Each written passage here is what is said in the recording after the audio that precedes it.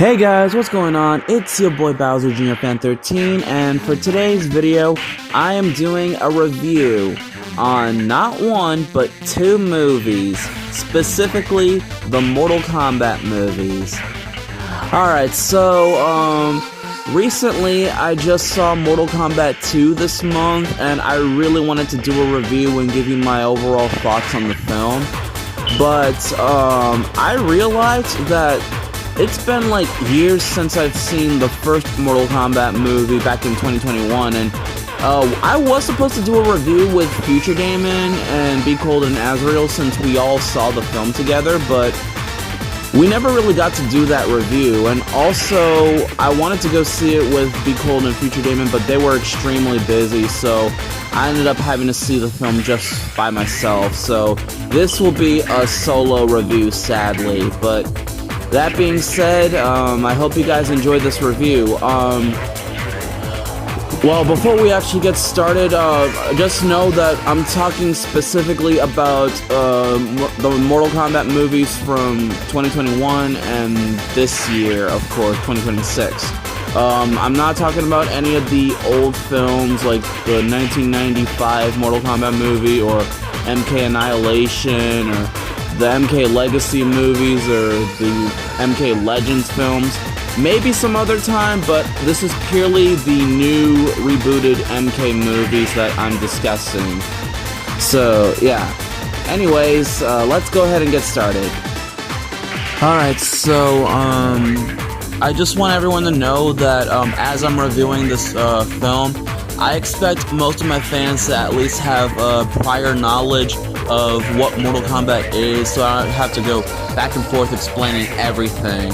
But to give a brief summary to those who've never heard of the game, basically Mortal Kombat exists in like a whole multiverse that's like binded together, and Mortal Kombat itself is basically a tournament that the Elder Gods created to give the realms a chance to defend themselves, because Outworld's Emperor Shao Kahn has been conquering realms by force, so in order to balance everything out, the Elder Gods made the Mortal Kombat tournament. Basically, in order to merge a realm with another realm, you need to win at least 10 executive wins in a row to win the tournament. If you somehow win 9 times, but you lose the last time or end up losing at some point, your streak gets lost and you have to start from the beginning all over again. So, yeah. And that's basically just all I need to say for now. So, let's go ahead and start with the first movie. So, the first film starts off with Scorpion's backstory, which we are all very familiar with. Scorpion is the Grandmaster of the Shirai Ryu, and he's a loving family man. But one day, Sub-Zero, the Grandmaster of the Lin Kuei, came by his temple and massacred all of his clan members and even murdered his wife and son. So this enrages him, but unfortunately he was no match for Sub-Zero because he's a cryomancer and he ends up killing Scorpion. And then of course we all know that Scorpion, after he dies, he goes to the Nether Realm, which is basically hell, and he'll get resurrected as a undead specter. But Scorpion throughout most of the first film is absent, but he will make a return at later on the film. We'll just have to wait and see. But that's not the end of Scorpion's bloodline, because we end up finding out that Raiden found that there was a baby that was the only member of the family that wasn't harmed. So Raiden ends up taking the baby somewhere where they could be raised by someone else, and that baby would end up being someone that would carry out Scorpion's bloodline till we get to the main character, Cole Young, who is the descendant of Scorpion. And he's this MMA fighter who's also a family man. He loves his wife and his daughter. But then he ends up finding out that he's got some weird tattoo on his body. And, alright, this is basically where the film is drastically different from the games. So, in the films, they have these things called arcanas. They're basically like these tattoos with the Mortal Kombat dragon symbol on it. And if you're branded with an arcana, it means two things. You were chosen to be a fighter for the Mortal Kombat tournament, defending either Earthrealm or Outworld or whatever. And the arcana itself is what gives you your powers. So, you know, Liu Kang with his fireballs, Sonya shooting her ring things, Kano's laser beam eyes, and all that stuff. Like, I guess this is how they get their powers, even though some of these characters use either technology or magic or some other thing, but yeah, that's basically how most of these characters get their powers. Their arcanas, of course, have to awaken before they can use said power. So, Cole was chosen to be one of Raiden's champions to fight in the Mortal Kombat tournament. Sonya and Jax from the Special Forces get tagged along after Sub-Zero basically broke Jax's arms, and luckily he survived, but now he's getting them replaced with cybernetic arms. I know I'm kind of jumping ahead. It's been a long time since I watched the first film, but I'll try to explain it as steadily as I can. So, when Cole and Sonya came to work together, they end up confronting Kano of the Black Dragons. And we all know who Kano is, the cutthroat dude who literally will do anything for money. Basically, all I gotta say for Kano, can I just say that Kano has to be one of the best highlights in the Mortal Kombat movies, specifically the first and second film, because I was not expecting how they portrayed Kano in these films, because they got him cracking jokes and, well, not like to the point of Johnny Cage. Like, they got this man swearing and saying a bunch of dirty jokes and just being an arrogant douchebag is what I'm trying to say. But like, the dude is just so funny. I was not expecting this. Then they end up getting apprehended by a Reptile who tries to kill them. But of course, we have our epic fight scene, and Kano rips Reptile's heart out. That was probably one of the coolest moments in the film. So then Liu Kang, Sonya, and Kano, they go to Raiden's temple. Wait, I don't know if it's a temple or some hidden coliseum, or I'm not entirely sure what place it is, but they go there to train with Liu Kang and Kung Lao, who are helping them awaken their arcanas, and everyone's doing some pretty cool stuff, training and stuff. Kano, in the dinner scene, he's just getting angry because Kung Lao wouldn't pass him a Negro. Oh, and because of this, his Arcana awakens and he shoots a laser beam out of frustration, but he gets excited that that was his power. Oh my god, I'm sorry. I know I'm just going off on Kano being hilarious, but what can I say? Like, this version of Kano is just entertaining.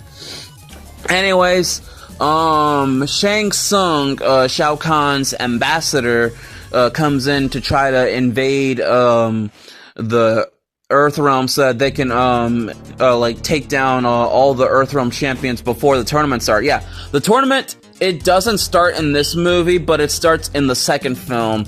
So Shang Tsung tries to take the advantage by destroying some of the Earthrealm champions before they have a chance to compete in the tournament. And for the most part, it barely works. Cabal convinces Kano to betray the team. Kung Lao successfully kills Natara, but gets his soul stolen by Shang Tsung. So everyone starts struggling, and they kind of lost. And what's worse is that Cole's family gets hunted down by Goro, which leads to him having to do a brutal one-on-one fight. But eventually Cole awakens his Arcana, which is basically giving him gold armor with these Patan weapons. I don't know what weapons these things are, but he gets these baton weapons that basically allows him to hit his opponents and stuff.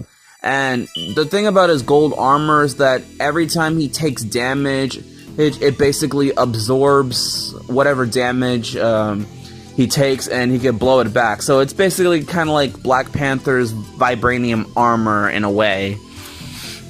So after this, everyone goes on to fight the rest of the villains and take them out. Jax awakens his Arcana, and he gets his beefy metallic arms.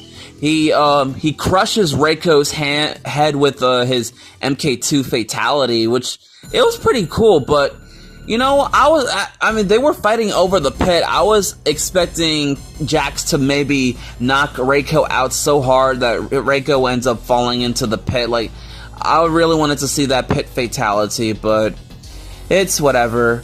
Sonya ends up having to try to survive against Kano because she didn't have an Arcana, but she literally stabs Kano in the eye with a garden gnome, killing him. And she somehow steals his Arcana, and she gets her ring abilities, which she uses to save Cole from Melina. And of course, that scene with Liu Kang fighting Cabal using his dragon fatality on him. Bro, I remember when I watched this film with Be Cold, Azrael, and Damon. Be Cold actually recorded us reacting to Liu Kang doing that fatality. Like, bro, we were going crazy in that recording. Like, you guys got to see this for yourselves. And then it leads to the final fight with Cole versus Sub-Zero. So Sub-Zero somehow kidnaps Cole's family and is using them as hostages. But of course, Cole tries to do his very, very best to save his family. So Sub-Zero is just beating Cole senseless and was about to deliver the finishing blow, but Scorpion comes in to save his descendant and gives us that iconic, "Get over here!" Like, we were going crazy when Scorpion showed up and did that. Like, wow. And then it leads to the final fight, of course. It was brutal, it was tough, like, it was everything that we've ever wanted. And of course, Scorpion delivers his justice by breathing fire on Sub-Zero, massacring him. Then it ends with him returning to the Nether Realm, and he before he goes, he tells Cole to that thank you for helping me avenge my death, and leave me at peace now. Take care of my bloodline. And that's the last we see of Scorpion in the film. So Shang Tsung ends up having to retreat because he lost all of his champions, and he will return.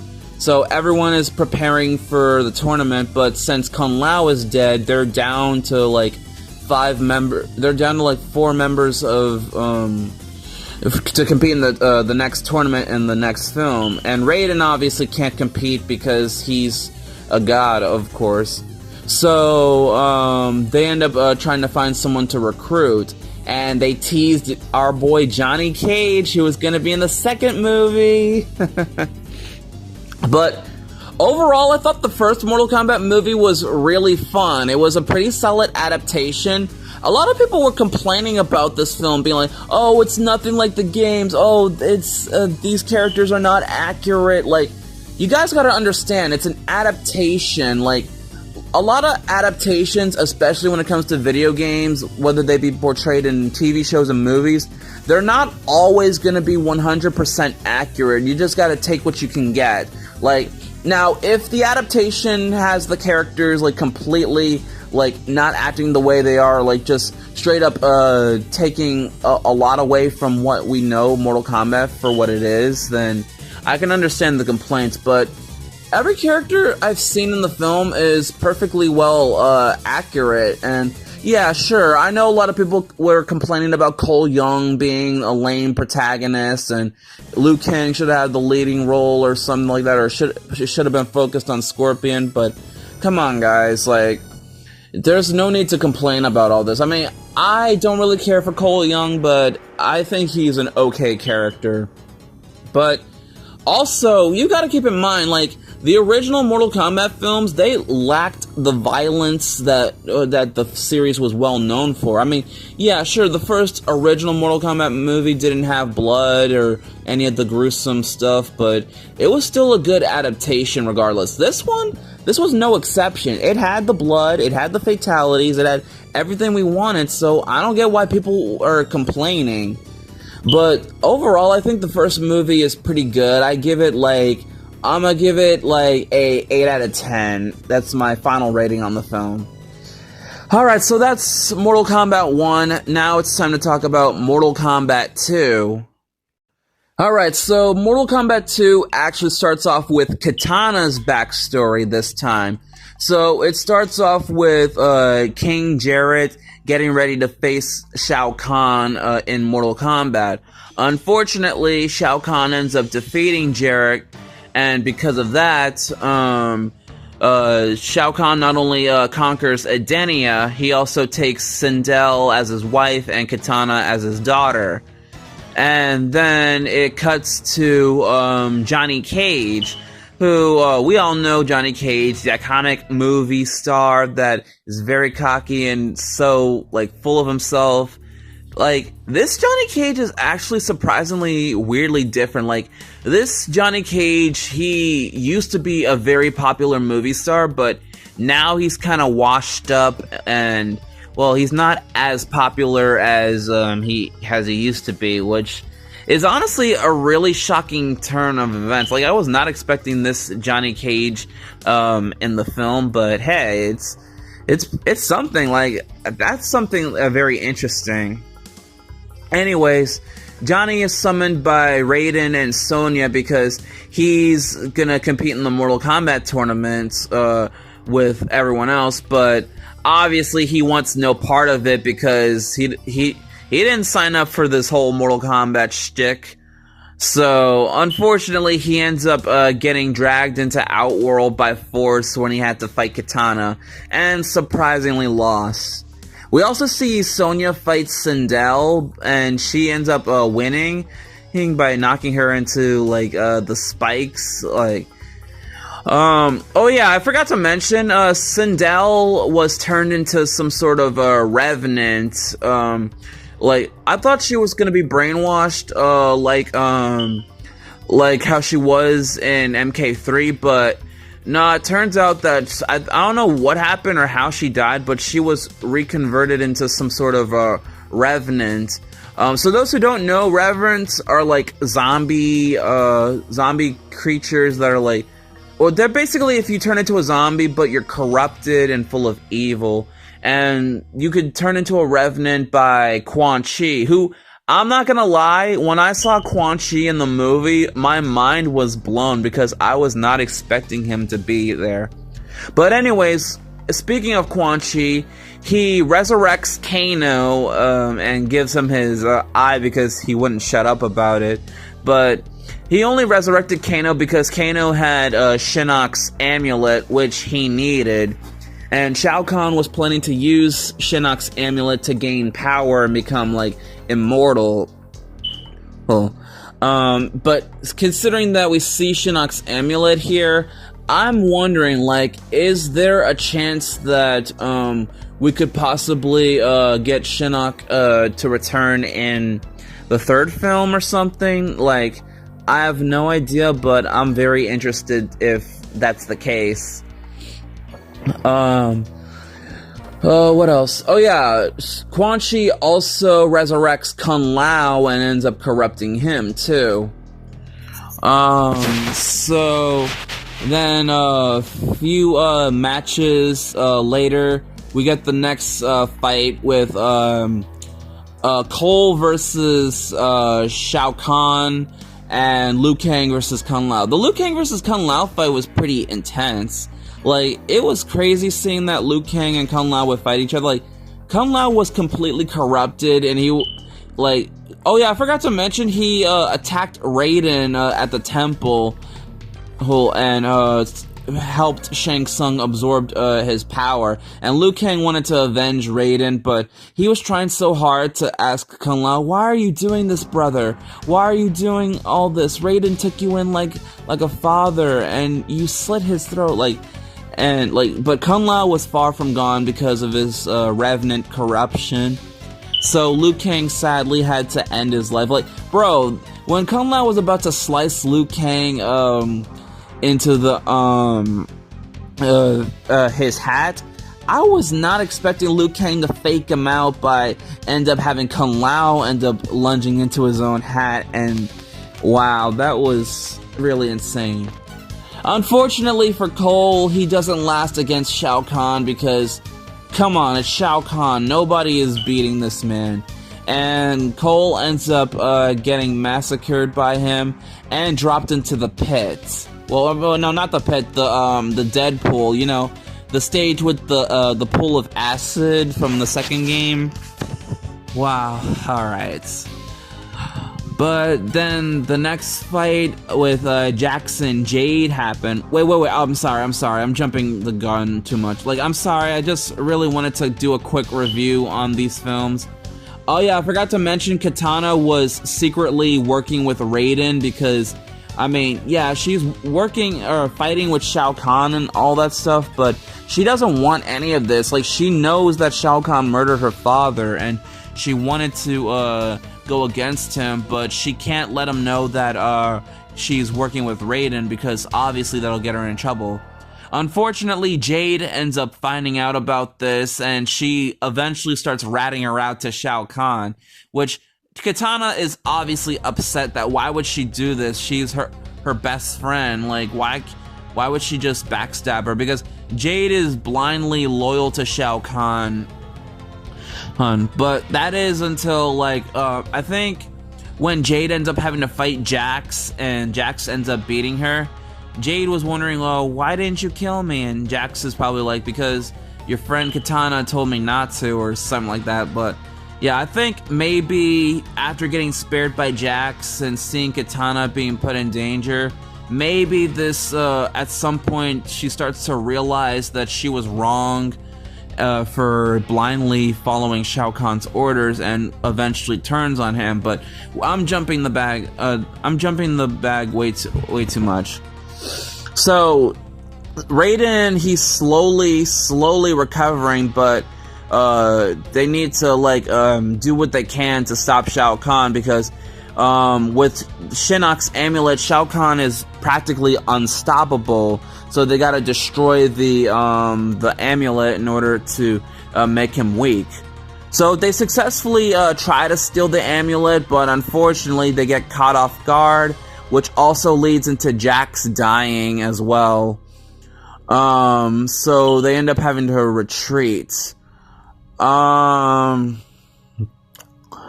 see. Oh yes. I don't know if it was like if this scene happened like before or after, but there's one scene where they needed some help to sneak into the castle of Shao Kahn.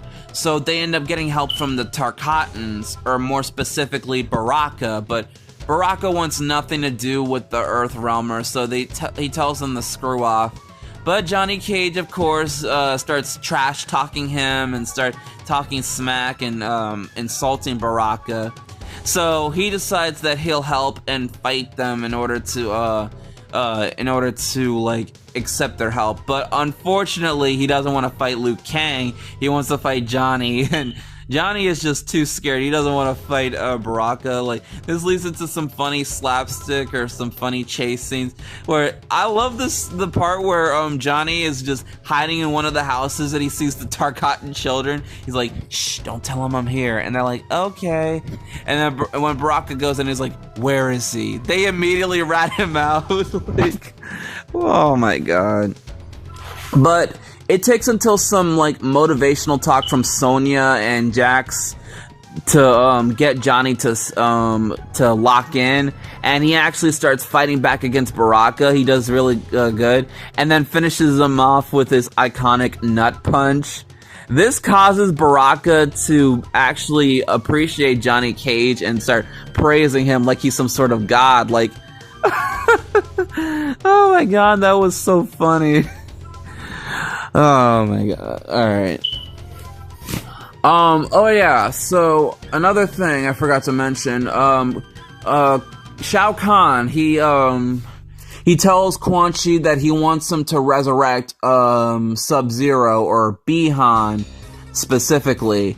Alright, I'm a little bit disappointed that they didn't bring in, Kuai Liang, the brother of Sub-Zero, and have him be the new Sub-Zero, in the film, but it is what it is. So he had Quan Chi resurrect, Bi-Han as a noob Cybot, and has him holding on to the amulet in the Nether Realm.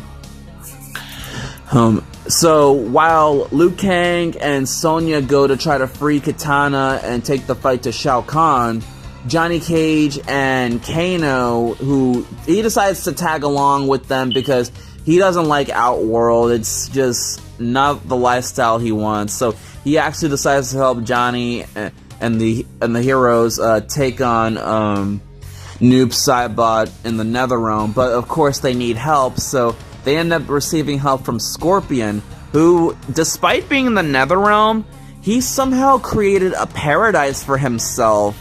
Like, I don't know how this works, but I think it's if his will is strong, but yeah. But after finding out that Bi-Han is still alive, he wants to take him out, of course. Okay, so then the final battle begins. Kano, Johnny Cage, and Scorpion, and Jade later on versus Noob Saibot. Meanwhile, Sonya and Liu Kang take on Shao Kahn. Obviously, Shao Kahn is way, way too powerful because of that amulet. Then, Liu Kang, when Sonya breaks Kitana free, Liu Kang decides that he's done fighting because he has no business with Shao Kahn, apparently, and leaves it to somebody else. So, basically, he gives up. And so, Shao Kahn, of course, sees this as a win, but Kitana decides to renounce Shao Kahn and decide to fight for Earthrealm instead. And even though Outworld lost, the tournament still goes on because Kitana now wants to fight for Earthrealm.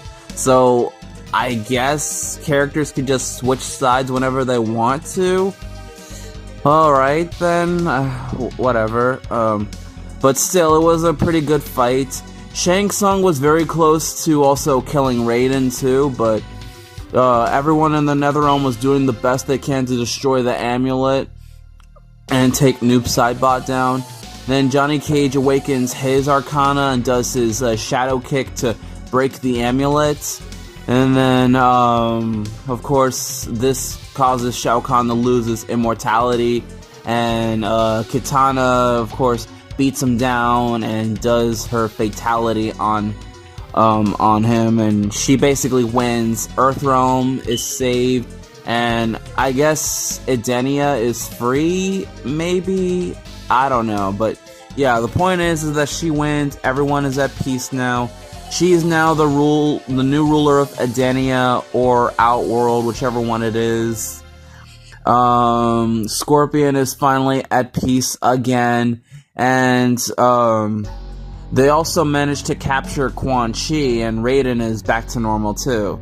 So now the only thing that's left is that they're gonna make Quan Chi resurrect all of their fallen allies, but not as revenants, as regular mortals again. And that's basically the end of the second film, and I guess that's where the third film's gonna kick in.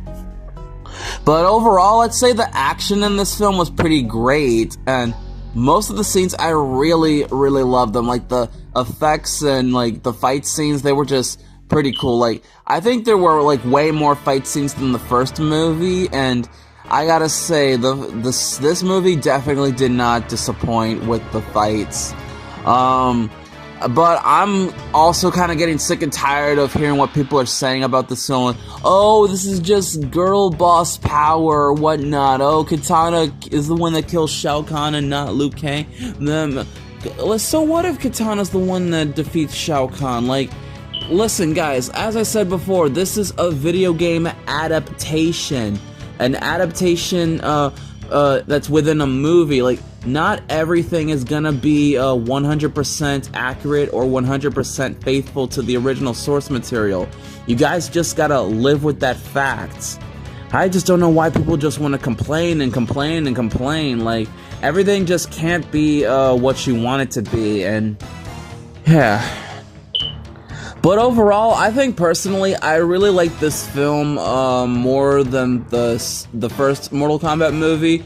Though there were a lot of missed opportunities. I wish that we did get Kuai Liang Sub-Zero, so you know we get to see the second Sub-Zero. Maybe he'll show up in the third film or whatnot. And maybe they could have resurrected if they could resurrect any of the characters. I wish they'd resurrected Melina so that she and Katana could have some sort of conflict with each other, because, you know, if you play the games, you understand, but it is what it is. I can't argue with it too much. It's a really good movie. I'm gonna give this one an 8.5 out of 10. That's how I feel. And that's basically all I gotta say about these films. So, what do you guys think? Do you guys think these are good adaptations? Do you don't like these? What are your favorite moments in each of these films? And yeah, let me know if you guys like these movies, or the Legacy movies, or Legends, or the OG 90s Mortal Kombat movies. Like, which iteration of the films are your favorites? Let me know in the comments down below, and thank you guys for watching. Like, comment, share, and subscribe, and I will see you guys in the next video. Peace out, everyone.